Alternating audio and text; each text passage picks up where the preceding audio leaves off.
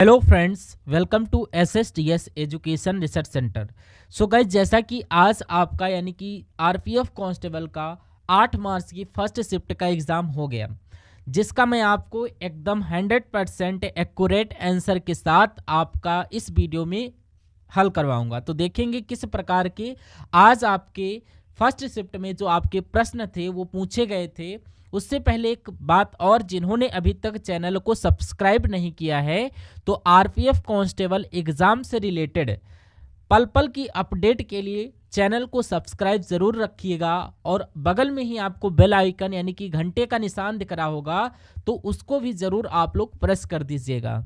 तो चलिए वीडियो को स्टार्ट करते हैं। तो आपका पहला क्वेश्चन था कि निम्नलिखित में से कौन एक प्रसिद्ध सितार वादक थे। तो जो प्रसिद्ध सितार वादक की जो बात कर रहे हैं तो पंडित रविशंकर उस्ताद, विलायक खान और स्मिता नागदेव, अरविंद पारिक, इन सभी का जो संबंध है वो आपका सितार वाद्य यंत्र थे। और जो आपका ऑप्शन में था पंडित रविशंकर दिया गया था, तो यही आपका करेक्ट आंसर होगा। नेक्स्ट क्वेश्चन आपका था कि 5वीं अनुसूची में किसका उल्लेख किया गया है। तो मैं आपको बता दूं, भारतीय संविधान में 5वीं अनुसूची में ये आपका अनुसूचित क्षेत्र और अनुसूचित जनजाति से जुड़े जो आपका जिक्र है वो किया गया था। और इन प्रावधानों का मकसद कि इन समुदायों के हितों की रक्षा करना और उनके सोचों को रोकना है। तो ये वाला ऑप्शन आपका यहाँ पर करेक्ट आंसर होगा। नेक्स्ट क्वेश्चन आपका था कि इनमें से कौन सी नदी सिंधु नदी की सहायक नदी नहीं। तो सिंधु नदी की सहायक नदियों की अगर बात करें तो झेलम और चिनाब, रावी, ब्यास और सतलुज, ये जो नदियां हैं ये आपकी सिंधु नदी की सहायक नदियां हैं। और ऑप्शन में एक आपका जो महानंदा दिया गया था, तो महानंदा जो नदी है ये गंगा नदी की सहायक नदी है, ना कि सिंधु नदी की सहायक नदी। तो इसलिए महानंदा नदी आपका बिल्कुल करेक्ट आंसर होगा। नेक्स्ट क्वेश्चन था कि गंगा नदी के दाहिनी किनारे पर बहने मिलने वाली नदियां कौन सी नहीं है। मतलब कि क्वेश्चन में नहीं है पूछा गया था। सिंपल सा क्वेश्चन पूछने का मतलब ये है कि गंगा नदी के दाहिने किनारे पर मिलने वाली नदियां कौन सी है। तो मतलब कि ये अगर इन नदियों की मैं बात करूं तो ये आपका यमुना नदी है, चंबल, सिंध, बेतवा, केन और टोंस, सोन, पुनपुन और दामोदर नदी है। और ऑप्शन में जो आपका सोम नदी था वो दिया गया था, तो सोम नदी आपका करेक्ट आंसर होगा। इसके अलावा मैं आपको बता दूं कि गंगा की बाएं किनारे पर मिलने वाली नदियों की अगर बात करें तो आपकी गोमती, घाघरा और गंडकी और कोसी नदी, जो ये सारी नदियां हैं ये गंगा के बाएं किनारे पर पाए जाने वाली मिलने वाली नदियां हैं। तो चौथा ऑप्शन जो आपका था सोन नदी इसमें दिया गया था, तो इसलिए सोन नदी आपका यहाँ पर करेक्ट आंसर होगा। नेक्स्ट क्वेश्चन था कि साल 1972 में असम से 2 जिलों को अलग करके कौन सा राज्य आपका बनाया गया था। तो यहाँ पर जो था आपका कौन सा 1972 में असम से 2 जिलों को अलग करके ये आपका मेघालय राज्य जो आपका बनाया गया था। तो मेघालय राज्य का जो गठन है ये आपका असम के अंतर्गत 2 अप्रैल 1970 को एक आपका जो स्वासी राज्य के रूप में मिलाया गया था और एक पूर्ण राज्य के रूप में मेघालय यानी 21 जनवरी 1972 को अस्तित्व में आया था। तो मेघालय राज्य आपका करेक्ट आंसर होगा। नेक्स्ट क्वेश्चन आपका था कि भारतीय भाषाओं का जो उल्लेख है यह संविधान की किस अनुसूची में किया गया है। तो भारतीय भाषाओं का जो उल्लेख है यह भारतीय संविधान की 8वीं अनुसूची में आपका किया गया है। और 8वीं अनुसूची में कुल 22 भाषाओं को आधिकारिक भाषाओं के रूप में मान्यता दी गई है। हालांकि मैं आपको बता दूं कि जब हमारा संविधान बनकर तैयार हुआ था, जो आपका 8वीं अनुसूची में उसमें मात्र 14 भाषाएं थी जिसमें आपका ये मान्य किया गया था। उसके अलावा आपकी जो 8 भाषाएं हैं अलग अलग अधिनियम से जब वो जोड़ी गई थी, तो ये फैक्ट आपको भी ध्यान रखना है। नेक्स्ट क्वेश्चन आपका जो था कि 1857 के विद्रोह में लखनऊ पर ये किस ब्रिटिश सेनापति ने हमला किया था। तो विद्रोह को जो ये दबाया था, तो यहाँ पर मैं आपको बता दूं 1857 के विद्रोह में लखनऊ पर ये आपके ब्रिटिश सेनापति जो आपके कॉलिन कैंपबेल ने, यहाँ पर सर कॉलिन कैंपबेल ने विद्रोह किया था। तो यहाँ पर ये आपका एकदम करेक्ट आंसर हो जाएगा। नेक्स्ट क्वेश्चन आपका जो था कि 1858 के ग्वालियर युद्ध के बाद रानी लक्ष्मीबाई के साथ क्या हुआ था। तो मैं आपको बता दूं 18 जून 1858 में जो यहाँ पर ग्वालियर के पास कोटा की सराय में अंग्रेजों से लड़ते हुए रानी लक्ष्मीबाई शहीद हो गई थी। उनके शहीद होने के बाद अगले 3 दिनों में अंग्रेजों ने ग्वालियर के किले पर कब्जा किया गया था। तो आंसर में आपका जो राइट आंसर दिया गया था कि शहीद आपका यहाँ पर करेक्ट आंसर होगा। नेक्स्ट क्वेश्चन आपका यहाँ पर आया था कि 1857 के विद्रोह के संबंध में कौन सा कथन जो आपका गलत दिया गया है। तो मैं आपको बता दूं कि 1857 की क्रांति से आज ही की शिफ्ट में आप देख सकते हैं कि आपका 3 बार ये क्वेश्चन आया, यानी कि ये जो टॉपिक है जिनका भी आने वाले आगामी शिफ्ट में एग्जाम है तो इस टॉपिक को आप लोग जरूर कवर करिएगा कि 1857 के विद्रोह के संबंध में आपका जो एक कथन दिया गया था, जो आपका 1857 की क्रांति थी ये आपका सफल रहा था, ये वाला आपका गलत कथन हो जाएगा, क्योंकि 1857 का कथन ये आपका ब्रिटिश शासन को उखाड़ फेंकने के रूप में ये नहीं हो पाया था। इससे अंततः ब्रिटिश सेनाओं के द्वारा दबा दिया गया था, जिससे ये आपका एक असफल विद्रोह बन गया था। इसलिए आपका ये वाला ऑप्शन आपका करेक्ट आंसर होगा। नेक्स्ट क्वेश्चन आपका था कि इनमें से कौन सा धर्म का पहला शिखर सम्मेलन 2024 में दिल्ली में आयोजित किया गया था। तो मैं आपको बता दूं कि भारत के संस्कृति मंत्रालय और अंतर्राष्ट्रीय बौद्ध परिसंघ 5 से 6 नवंबर 2024 को नई दिल्ली में पहला एशियाई बौद्ध शिखर सम्मेलन आयोजित कर रहे थे, और इसका जो विषय रहा था ये एशिया को मजबूत करने के लिए बुद्ध धर्म की ये भूमिका रही थी। तो बौद्ध धर्म आपका यहाँ पर करेक्ट आंसर हो जाएगा। या फिर ये कहाँ आयोजित किया गया था, तो ये आपका ये दिल्ली में आयोजित किया गया था। तो इन दोनों में से जो भी आपका पूछा गया होगा वही आपका करेक्ट हो जाएगा। नेक्स्ट क्वेश्चन आपका जो यहाँ पर था कि हड़प्पा की जो खुदाई है ये 1921 में किसके द्वारा करवाई गई थी। तो हड़प्पा सभ्यता की जो खुदाई है ये 1921 में राय बहादुर दयाराम साहनी के द्वारा की गई थी। तो दयाराम साहनी आपका एकदम करेक्ट आंसर हो जाएगा। नेक्स्ट क्वेश्चन था कि एक रिपोर्ट के मुताबिक जो आपकी 22/2023 की रिपोर्ट थी, जिसमें आपका पूछा गया था कि भारत में जो कॉफ़ी का सबसे ज़्यादा जो उत्पादन है ये किस राज्य में होता। तो इसको आप रिपोर्ट कह लीजिए, या भारत में जो कॉफ़ी का सबसे अधिक उत्पादन है ये आपका कर्नाटक राज्य में होता है, और कर्नाटक आपका एकदम करेक्ट आंसर हो जाएगा।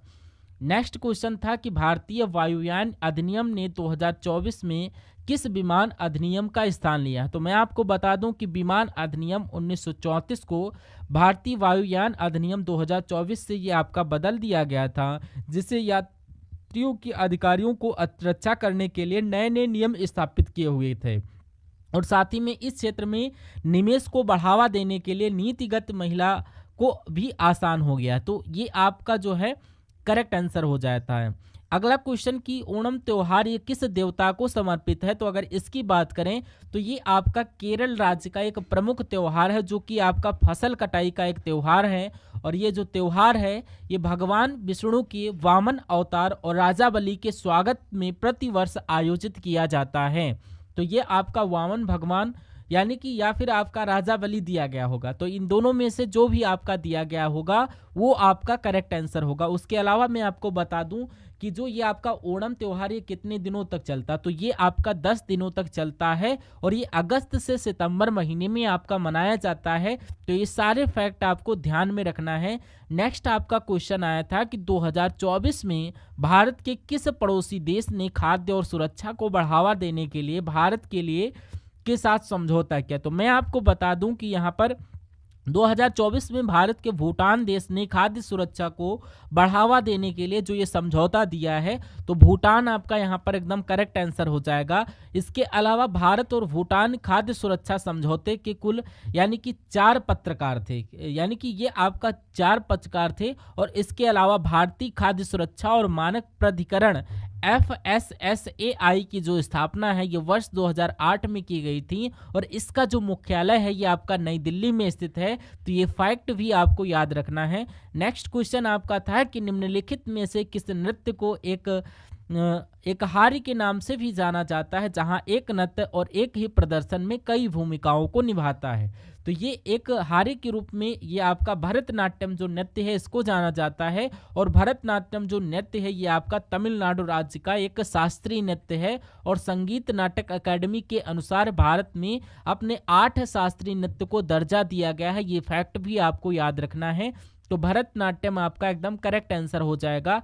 नेक्स्ट क्वेश्चन आपका था कि निम्नलिखित में से कौन सी योजना है जिसमें यूथ को ओलंपिक में बढ़ावा देने के लिए यह आपका सहायता किया जाएगा। तो मैं आपको बता दूं, ओलंपिक और पैरा ओलंपिक में भारत के प्रदर्शन को बेहतर बनाने के लिए युवा मामले और खेल मंत्रालय में सितंबर 2014 में टारगेट ओलंपिक जो है स्टेडियम स्कीम स्थापित की गई थी। तो ये आपका जो पोडियम यानी कि ये आपकी TOPS target Olympic podium scheme जो आपका यहाँ पर करेक्ट आंसर होगा। और इसके अलावा इस स्कीम के द्वारा जिसमें विदेशी प्रशिक्षण, अंतर्राष्ट्रीय प्रतियोगिता, उपकरण और कोचिंग कैंप के अलावा प्रत्येक एथलीट को 50,000 रुपये का मासिक वजीफा भी दिया जाएगा।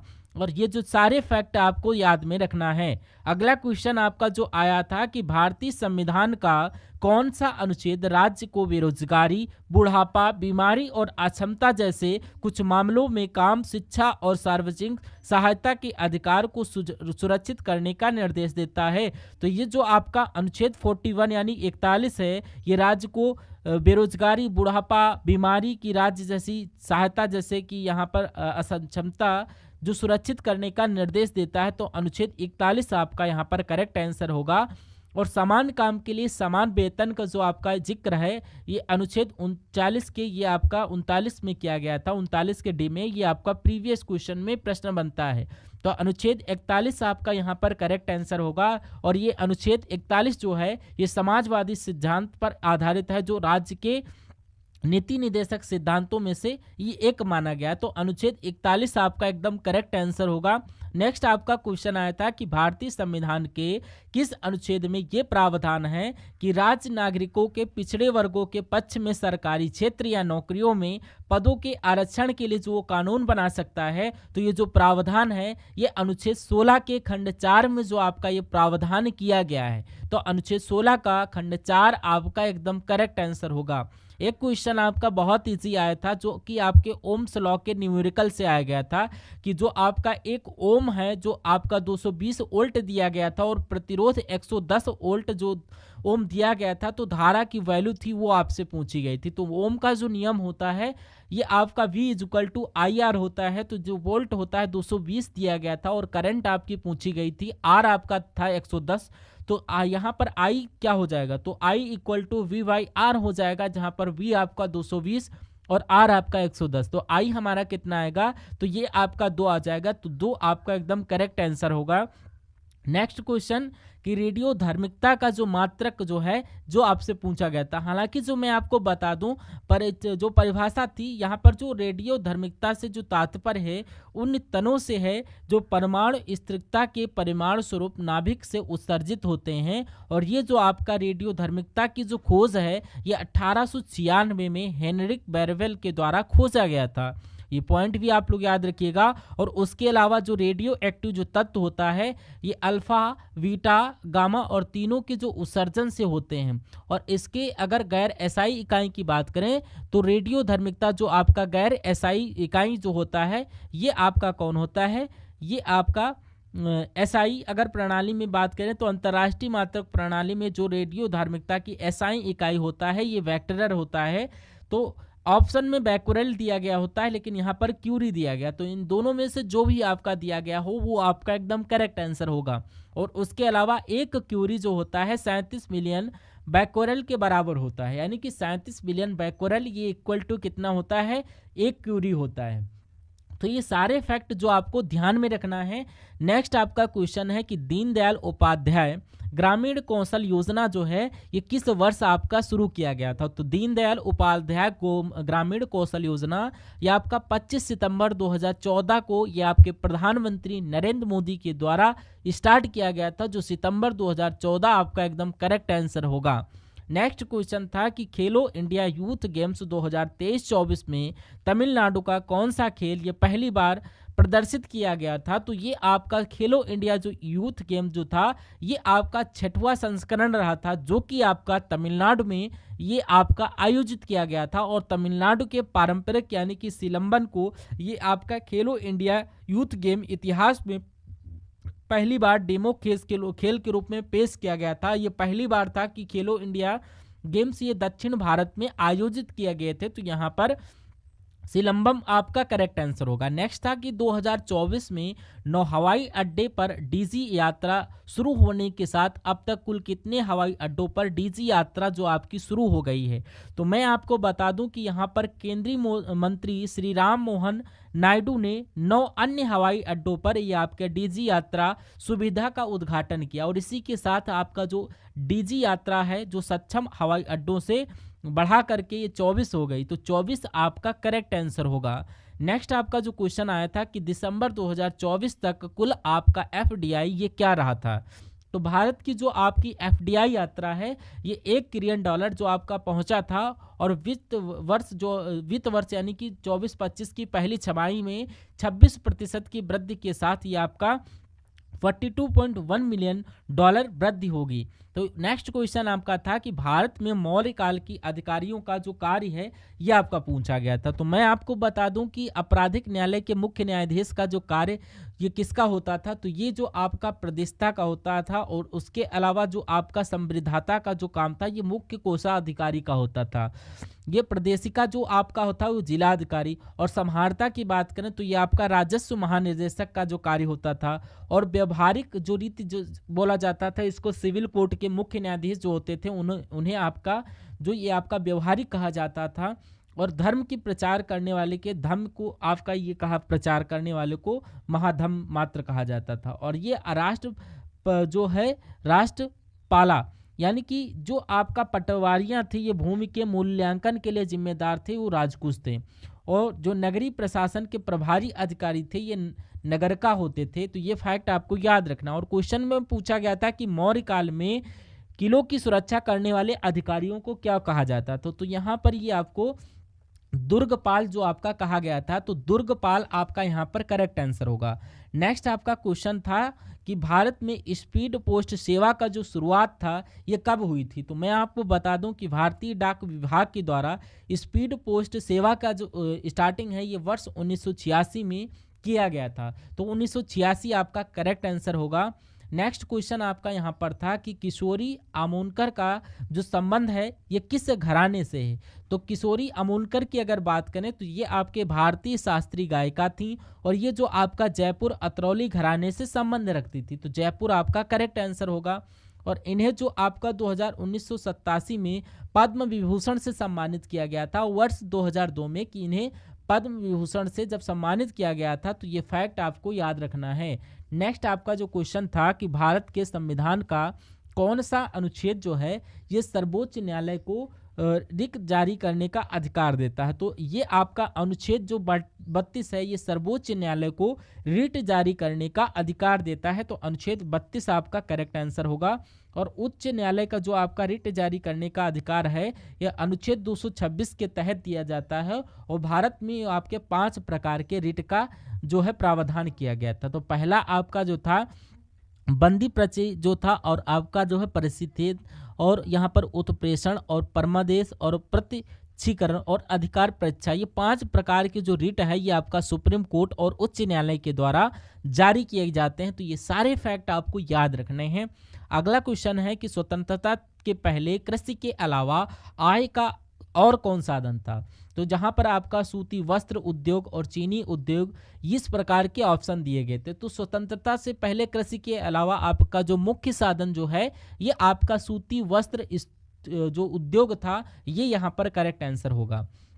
नेक्स्ट आपका क्वेश्चन आया था कि यहाँ पर भारतीय राष्ट्रीय आंदोलन में कौन सा नारा आपका दिया गया था। तो यहाँ पर देखिए भारतीय राष्ट्रीय आंदोलन में ये आपका स्वतंत्रता मेरा जन्मसिद्ध अधिकार है और मैं इसे लेकर रहूंगा। और ये जो नारा है ये बाल गंगाधर तिलक के द्वारा दिया गया था। तो ये वाला ऑप्शन आपका बिल्कुल करेक्ट आंसर होगा। नेक्स्ट आपका जो क्वेश्चन था यहाँ पर कि मौलिक अधिकार को लागू करने का जो अधिकार है ये किसका होता है, तो मौलिक अधिकार का जो अधिकार लागू करने का अधिकार ये आपका सुप्रीम कोर्ट का होता है। तो सुप्रीम कोर्ट आपका यहाँ पर करेक्ट आंसर होगा। और उसके अलावा जो था कि 2024 में टीसीएस ने ब्राज़ील के साथ किस चीज़ के लिए एग्रीमेंट किया था, तो ऑप्शन में साइबर सिक्योरिटी आपका दिया गया था।